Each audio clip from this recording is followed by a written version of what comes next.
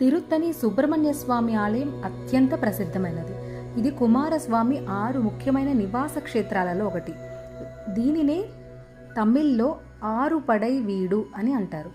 ఇక్కడ స్వామివారి కోపం, అలసట తగ్గి ప్రశాంతంగా కొలువై ఉండటం వెనుక ఉన్న పురాణ కథనాలు ఇలా ఉన్నాయి. స్థల పురాణం.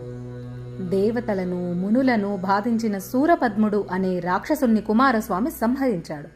ఆ భీకర యుద్ధం ముగిసిన తర్వాత స్వామివారి కోపం తగ్గలేదు. యుద్ధానంతరం స్వామి తన కోపాన్ని, ఆయుధాలను విడనాడి ప్రశాంతంగా విశ్రాంతి తీసుకున్న పర్వతమే తిరుత్తని.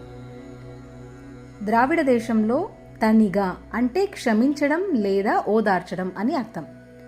భక్తుల తప్పులను మన్నించి వారిని అనుగ్రహించే స్వామి కాబట్టి ఈ క్షేత్రానికి తిరుత్తని అని పేరు వచ్చింది.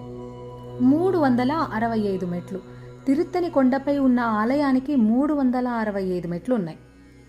ఇవి సంవత్సరంలోని 365 రోజులకు ప్రతీకగా భావిస్తారు.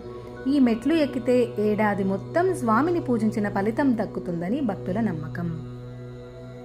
సుబ్రహ్మణ్య స్వామికి దేవయాని వివాహం జరిగినప్పుడు దేవేంద్రుడు స్వామివారికి ఐరావతంను కానుకగా ఇచ్చారు.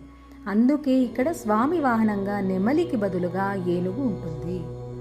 తిరుపతి నుండి తిరుత్తని 70 కిలోమీటర్స్ ఉంటుంది. మీరు తిరుపతి వెళ్ళినప్పుడు ఖచ్చితంగా తిరుత్తనిని దర్శిస్తారని కోరుకుంటున్నాను. Thank you.